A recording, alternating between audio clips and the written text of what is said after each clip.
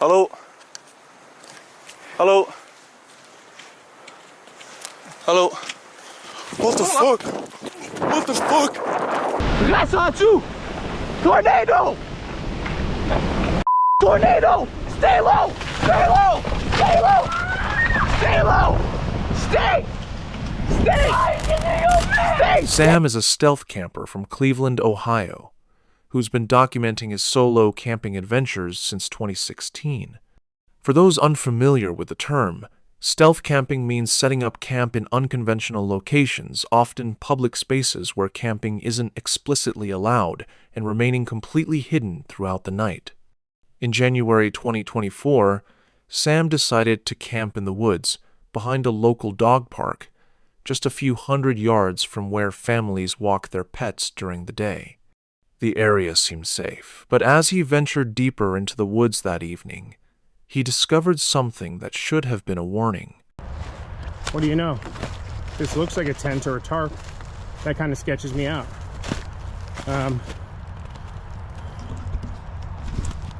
So that's the remains of a tent and a tarp.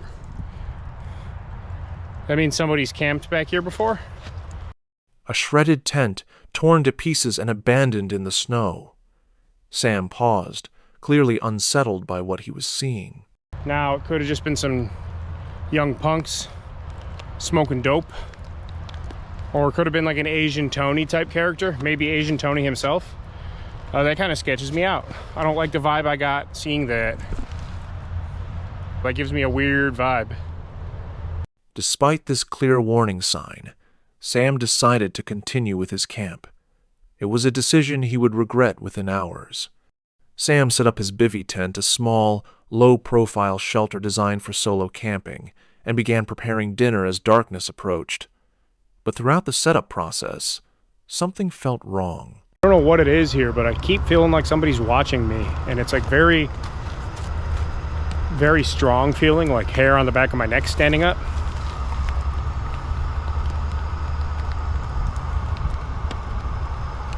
I don't know. He tried to rationalize the feeling. After all, it was a public park, people were around. But the sensation persisted, growing stronger as night fell. There are people around for sure. It's a very public park area, but I'm off the main trails by a ways. It's also very dead back here and foggy too. I don't know if the camera picks up the fog, but there's fog rolling in like everywhere. It's just kind of creepy, I guess. But as darkness consumed the woods and fog rolled through the trees, Sam finished his meal and retreated into his tent. Several people had walked past his hidden campsite, but none had noticed him. Everything seemed fine, and then, around 9 p.m., the footsteps began. There's somebody, hang on. I don't know if they could see it or not through the tent. I don't think so. I'm leaning right up against the light, but somebody's walking around out there very close to the tent. Sam went silent, listening. The footsteps were deliberate, slow, circling his tent in the darkness. Somebody's out there. I don't know if they're coming this way or just walking around out there. I can't tell. Somebody's definitely walking around out there, though. He called out, hoping for a response that would explain the situation. hello? Hello?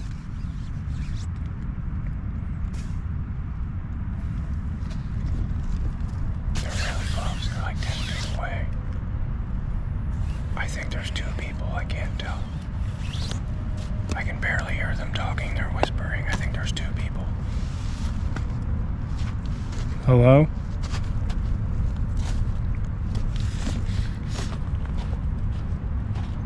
I think there's two of them. They're coming closer to the tent. They have to know that I'm in here. I'm gonna try and just be silent. Hang on. They're walking around outside in circles. What happened next was every solo camper's nightmare. The circling stopped, and then they touched the tent. Hello? Hello? Alright, I don't like this. Hello? Hello? They're touching my tent. Stop. And then the tent began to collapse. Hands grabbed the rainfly from outside, pulling it upward. The stakes ripped from the frozen ground, and the poles gave way, fabric falling directly onto Sam as he lay inside. Hello? Alright, I'm getting the out of here. Hello? Hello? I don't know what this is, but we're getting out of here. Hang on. Hello? Okay, they're walking away now. What do you want? What do you want? I have a knife. Where's my knife? They're with me. They're with me here. Holy crap. Get away. What do you want? Hello? I can't see you. Hello? All right, I'm getting out of here. We're getting the hell out of here. Sam scrambled out of the collapsed tent, knife in hand, and came face to face with the reality of his situation. Two figures stood in the darkness, just feet away from him. What do you want? Say something, I see you. They collapsed my tent on me. I don't know which way they went. I think they went this way. I see you. Get away! He decided to move away from his campsite, but he quickly realized he wasn't alone in the woods. The figures were following him. All right, I'm spooked. I don't like this. Get my headlamp on and we're getting out of here right now.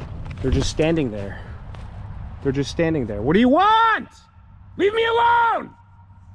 They went over that way. I can't see them now. I know you're there. I see you. They collapsed my tent on me and pulled the fly off while I was still in there. It smells like someone's smoking a cigarette too. I smell your cigarette. I smell your cigarette. The smell of cigarette smoke drifted through the trees. Whoever these people were, they weren't trying to hide their presence anymore. Sam pulled out his phone, ready to call 911, but hesitated. I'm gonna call 911 if you come near me. Should I just call the police now or do I just go? I don't know what to do. I don't know what to do. I'm scared to go in any direction. I don't know where to go. As Sam tried to navigate back toward the parking lot, he looked back and realized both were following him. All right, they're moving again. I don't know. I'm getting out of here. We're going. I'll come back for this some other time. All right, let's get the hell out of here. I'm leaving. Don't follow me. I don't know where to go. I don't know which way to get out of here. Sam was now running through the dark woods, completely disoriented, with no clear path back to safety. Instead of several warnings, they did not stop. They keep following him. All right, I don't know which way to go. How the hell do I get out of here? All right, I don't know how to get out of here. All right, this is how the do I get out of here? Hang on, let me see if they're... Stay away from me! They're coming behind me. I don't know what they're doing. They could just be around. I don't know. I don't know where I'm going. They're at my campsite. I see them. I see you reflecting off my tent. Leave my shit alone! How do I? Which way? Here. Okay. Ah.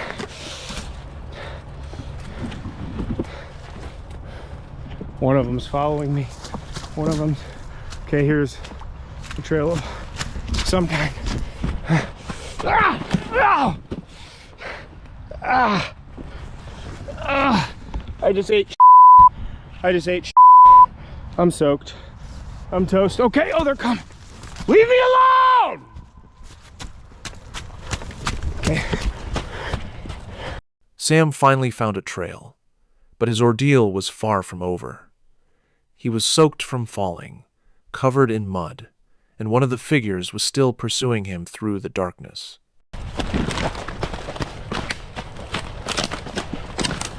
Okay. I don't know where I'm going. Ow! Mother. Alright. Ow! Ow! Ow! I just ate. Ow! I'm in prickers. Okay. Ow! Both. Ow.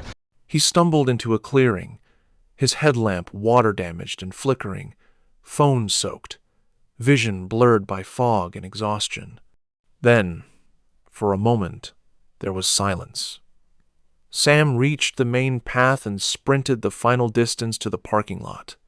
When he finally made it to his van, he was shaking, drenched in sweat and mud, injured and terrified. Okay. They were pulling. Jesus Christ. They were pulling on my tent. They ripped the fly off. That's when I sat up, then they scurried.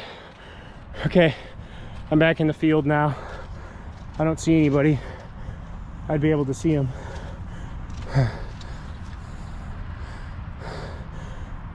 Once safely in his van, Sam drove home and later returned the following morning to retrieve his gear. Everything was still there, his tent, his sleeping bag, all of it. Nothing had been stolen. Some viewers questioned the authenticity of the footage, claiming no one would keep recording while running for their life. But the raw panic in Sam's voice, the way his camera shakes as he falls repeatedly, the genuine fear when he realizes he's lost, these aren't easy things to fake. The damaged equipment and muddy clothes tell their own story. What the fuck? What the fuck? Oh, dat is toch niet mijn auto of zo, hè? Hier, maat. Hier wordt letterlijk iemand gemarteld. Hier wordt letterlijk iemand gemarteld in dat bos. Dit is heel fucked. When 4 urban explorers returned to an abandoned campsite they'd visited safely before, they never imagined they'd be hunted through the forest by a woman wielding an axe, screaming death threats as she chased them into the darkness. What was captured on camera that night became one of the most terrifying encounters ever filmed by explorers. Siaz is a Dutch urban explorer who specializes in documenting abandoned locations. For 6 years, he's explored derelict buildings, forgotten campsites, and isolated structures often at night without serious incident, until this visit to an abandoned holiday park deep in a Dutch forest. 3 friends had no idea that this night would turn into a nightmare. Deep inside a forest where no one could hear them, they would become victims of a terrifying attack. As soon as they stepped out of their car, they heard loud barking coming from deep within the trees. At the entrance, a fallen tree blocked the path. Written across it was a disturbing message saying the area was private and should be respected as a place of prayer. Behind it stood another sign that simply said, "Beware." Chiaz later explained that none of these warnings were there the last time he visited. Although they felt uneasy, the 3 friends stepped over the tree and continued deeper into the forest. Soon after, they heard a strange creaking sound echo around them, as if a door somewhere nearby was slowly opening. Hallo? Ja, Mogen wij hier wandelen? hoort je het? Die deur, die wint niet. Ik hoor zo... Nee, dat was een beest. Zeker? Ja. Oh, Nee. waar is dat? Dat was een deur. Dat is een deur, hè? Hallo? Ik de wind ook gaan, ja. Schijnen zo. Oh. Maat, Maat, ik hoor voetstappen. ik hoor van alles hier. Dit is zo fucking eng. Oh, maat. As they walked deeper into the forest along what appeared to be a normal hiking trail, the atmosphere grew increasingly oppressive. Every sound seemed amplified. The darkness felt heavier. Worried that they might be trespassing, they tried to find another way in. They followed a nearby trail, hoping it would be safer. However, they soon encountered another barrier. A large tree was wrapped in red and white caution tape. A freshly placed sign warned that the area was private and under camera surveillance. Despite the warnings, curiosity took over. Wanting to capture interesting footage, the 3 friends climbed over the barrier and continued walking into the dark forest, unaware of the danger ahead. First, they heard loud screaming from the forest, sound that would haunt them for the rest of their lives. A scream, not human, not animal, something in between, guttural, primal, filled with rage. It came from the darkness ahead, and it was getting closer. What the fuck? What the fuck? Oh. Dat is toch niet mijn auto of zo, hè? Hier, maat. Hier wordt iemand, hier wordt letterlijk iemand gemarteld. Hier wordt letterlijk iemand gemarteld in dat bos. Later, while they stopped to adjust their lights, something terrifying happened. Siaz looked toward where they'd parked his car. Behind it, a woman, dressed in white, suddenly appeared from the darkness. She was holding an axe and walking quickly toward them. Panic broke out immediately. The woman seemed disturbed, almost as if she were in a trance. Hallo? Hallo? Hallo? What the fuck? What the fuck? Hey!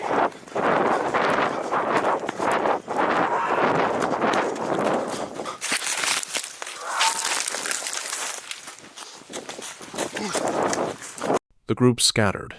4 people running in different directions through pitch-black forest, branches tearing at their clothes, roots catching their feet. Behind them, the woman's screams echoed through the trees, punctuated by the sound of metal slicing through brush as she swung the axe.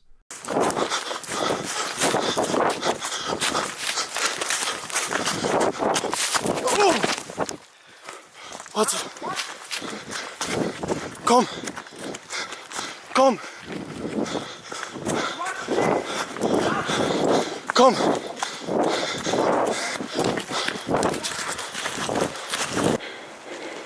Hallo? Ja, we zitten hier in een bos in de Centerlo. We zijn hier in een bos en dat is een verlaten bungalowpark. En ineens komt er een man met een mes of zoiets op ons. Later, the police arrived and the woman was taken into custody. When they reached his vehicle, the woman had found his car. She'd torn the license plate completely off, dented the bumper, and then most disturbingly, she'd hidden the license plate somewhere in the forest and waited by the vehicle, waiting for them to return, so she could catch them when they were distracted, searching for the missing plate. It was a trap.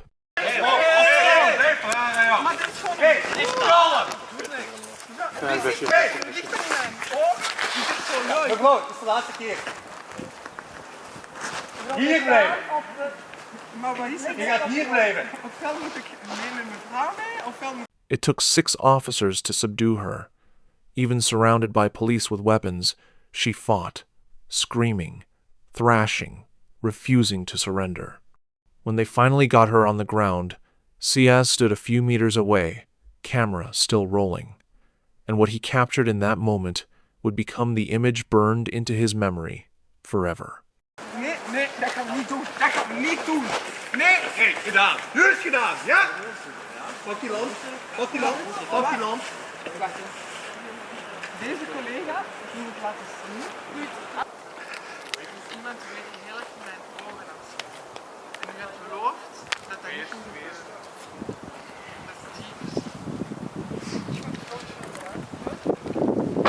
The woman sat on the forest floor, surrounded by armed police, covered in dirt, white robe torn, and she looked directly into Siaz's camera. Later, Siaz, in the video, told, the police didn't arrest her, didn't take her into custody. They identified her as Andrea, a 2-year-old woman who'd been squatting illegally in the abandoned campsite. She'd claimed it as her territory, built the barriers, posted the warnings, and defended it with an axe. Officers told Siaz and his friends that as long as people stayed away at night, she was harmless. They gave her a warning about trespassing and let her go. The group fled as soon as police released them. Siaz drove with trembling hands, replaying the night over and over. Later, when video uploaded, His video went viral, viewed millions of times across Europe. Local news covered the story, and questions emerged. Why did police release her immediately? Was she mentally ill or on drugs? Had she attacked others before? Why was an axe-wielding squatter allowed to remain in a public forest? Viewers pointed out disturbing details. The prayer space signs, the deliberate barrier construction, the way she'd hidden the license plate as bait.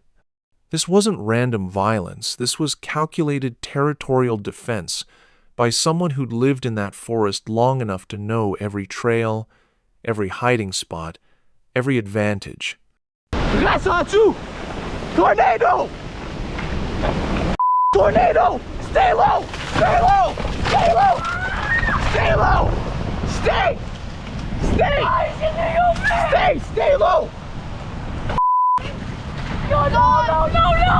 Stay low! Stay low! Stay low! No! Stay! No! Holy f***! Stay! Please, God, please! God, please! On May 21st, 2022, Tyson, Pierce, and two teenagers were building a bushcraft shelter deep in the Canadian wilderness when the sky turned black. Within 45 seconds, they were trapped inside their handmade structure as a tornado, with winds reaching 190 kilometers per hour, tore through the forest around them. What happened next was captured entirely on camera. Yo, we never get this weather here. We never get that. Please. God, please, God, Jesus. Holy. Tyson Pierce runs a YouTube channel documenting his bushcraft adventures in the Ontario wilderness. On this particular Saturday afternoon, he was deep in the woods near Uxbridge, building what he called a Viking-style survival shelter, a project he'd been working on for weeks. So May 21st, 2022, we got hit by the biggest torrential storm recorded in Canada, with winds peaking at 190 kilometers an hour, equals to hurricane winds and multiple tornadoes. His younger brother and a friend named Miguel, both teenagers, joined him that afternoon. They arrived at the shelter around 2 p.m. The weather was perfect, hot, sunny, not a cloud in the sky. The boys spent the next 2.5 hours collecting rocks for the chimney Tyson was constructing, documenting everything on camera as they worked. Everything was normal. Then Tyson looked at his phone. Environment Canada has issued a severe thunderstorm warning. Mobile coverage area, take cover immediately if threatening. Well, I'm going. Holy. What the hell? Oh my God. Holy shit. A severe thunderstorm warning. Tyson looked up from his phone, and his blood ran cold. The sky had turned pitch black. Not gray-black, like someone had flipped a switch and turned off the sun, and the wind hit him, not a breeze. A wall of air traveling at nearly 200 kilometers per hour, strong enough to knock a grown man off his feet. Tyson had seconds to make a decision. Run for the car at least 10 minutes away through dense forest and risk being crushed by falling trees, or take shelter in the structure they'd built and hope it would hold. He made the call that would save their lives. Within seconds, Tyson told everyone to go inside the shelter, take lower ground into the shed. Now, prepare you total. And Rassatu! Tornado! Tornado! Stay low! Stay low! Stay low! Stay low! Stay! Stay! Stay low! They had less than seconds. All three dove through the shelter entrance. Tyson slammed the door shut, and then the tornado hit. For the next 7 minutes, Tyson's camera captured what it's like to survive a direct tornado strike with nothing but wood and mud protecting you from winds capable of ripping trees out of the ground. Stay! Stay! Stay! Stay low! Is it leaving? No! Stay! Stay! Stay low, buddy! Stay! Stay!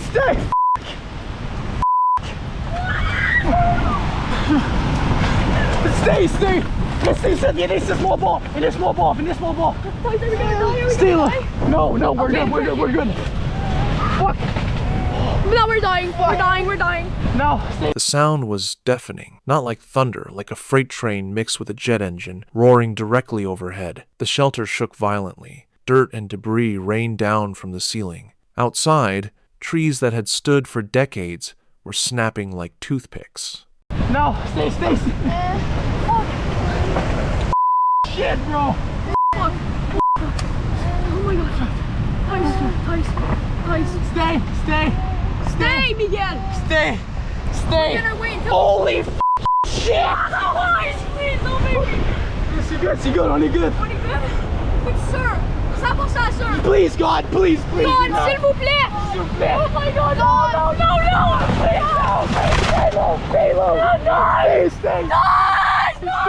Holy The boys were terrified. Miguel, only a teenager, kept asking if they were going to die. Tyson's brother was crying.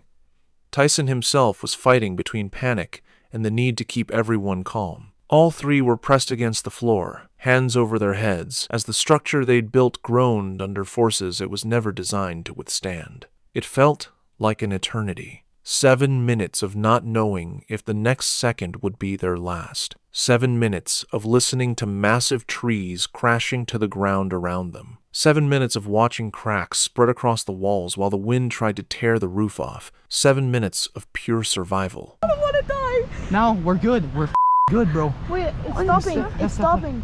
Then, as suddenly as it had started, the roar began to fade. The wind shifted direction. The worst had passed over them, but they weren't safe yet. Let me go. Stay right here. Holy f***. Oh my god! Can we run? Holy sh**. Can we go? When they finally dared to step outside, the forest they'd walked through hours earlier no longer existed. Trees were snapped in half. Entire sections of forest had been leveled. The path they'd used to reach the shelter was completely blocked by fallen timber. The shelter, the structure they'd built with their own hands over weeks of work, was damaged but still standing. While trees that had stood for 50 years were uprooted, their bushcraft shelter had withstood a direct tornado strike. But surviving the tornado was only half the battle. Now they had to find their way out of a forest that had been transformed into an apocalyptic wasteland. Trails they'd used to navigate were buried under fallen trees. Landmarks were gone, and they had no idea if more storms were coming. We need to go home. We need to go home now. Pack everything. We're gonna have a lot of things to say at school. Oh my god! Holy sh**! Oh my god! Holy sh**! Holy crap! Oh my god! Look at that! Freaking out.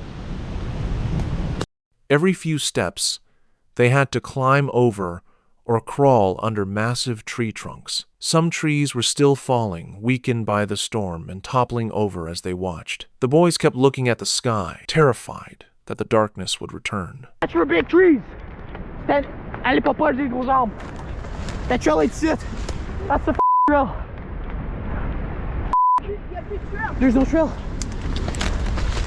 What should have been a 15-minute walk took over an hour, climbing through debris, ducking under precariously balanced trees. Every sound made them jump. Was that another storm approaching? Or just more trees falling? Tyson kept the camera rolling, documenting the apocalyptic scene around them. When they finally emerged from the forest and reached the road, what they saw confirmed the scale of the disaster. Power lines down. Poles snapped. Tyson's video went viral, viewed millions of times worldwide. Meteorologists analyzed his footage to study the tornado's behavior. Survival experts praised his decision-making under pressure. And viewers were left with one haunting question. What would you have done with seconds to decide between running or taking shelter? Sometimes survival isn't about running from danger. Sometimes it's about having the courage to stand your ground and trust in your preparation.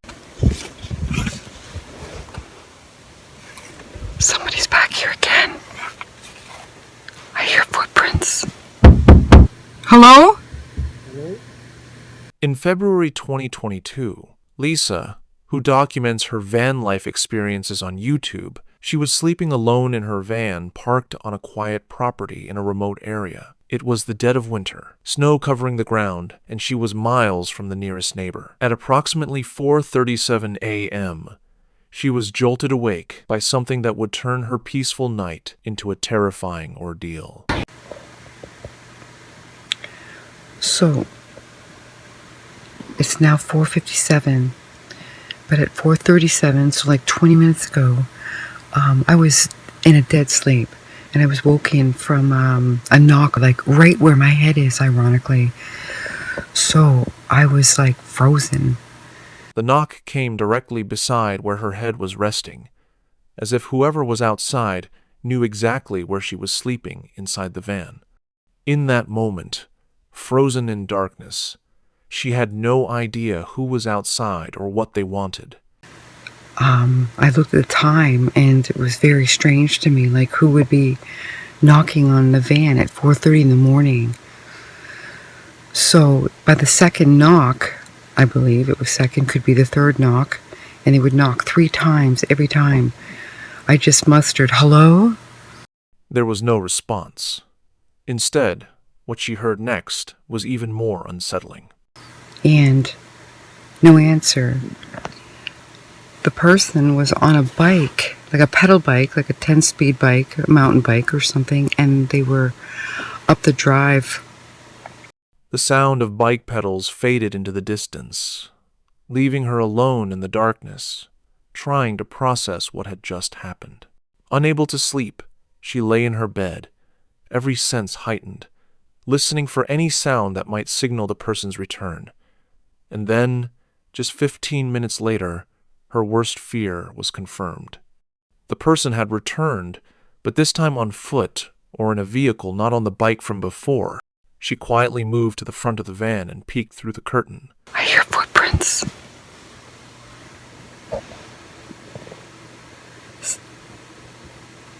Hear that? Yeah, somebody was just here again 3 times now. The third time I looked out, they were walking on foot. I seen them walking, and they hid behind the tree there, and then they went to a car, the same car that was here earlier. Well, that was back, and then it backed away and left again. 3 times in one night. This time, they didn't knock, though. They were just walking around. I could hear them walking around the van. But I'm not feeling so safe. Like, I'm just feeling like... She carefully looked out and captured movement on camera, a figure walking around her vehicle, then hiding behind a tree before returning to the same car from the second visit. The third time I looked out, they were walking on foot. I seen them walking, and they hid behind the tree there, and then they went to a car, the same car that was here earlier. Well, that was back, and then it backed away and left again. 3 times in one night. This time, they didn't knock, though. They were just walking around. I could hear them walking around the van. When morning finally came and daylight offered a sense of safety, she emerged from the van to investigate.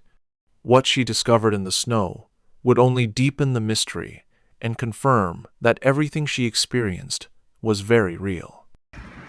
So I come out this morning, and you can see footprints. Look at this one. This is mine. I'll show you. There's mine. See? Right here. Look. Somebody spilled 2 of my water bottles right there. 8 liters of water gone, but I don't know why. I don't know why they were... 8 liters of water spilled, massive boot prints circling her van. Someone had stood there, watching where she slept. This told a disturbing story. The knocks weren't random, they are calculated. Whoever this was had spent time methodically circling her home, standing in specific spots, watching. The size of the prints suggested a large male, and the pattern suggested someone who was comfortable taking their time. If you want to see more videos, please subscribe to the channel.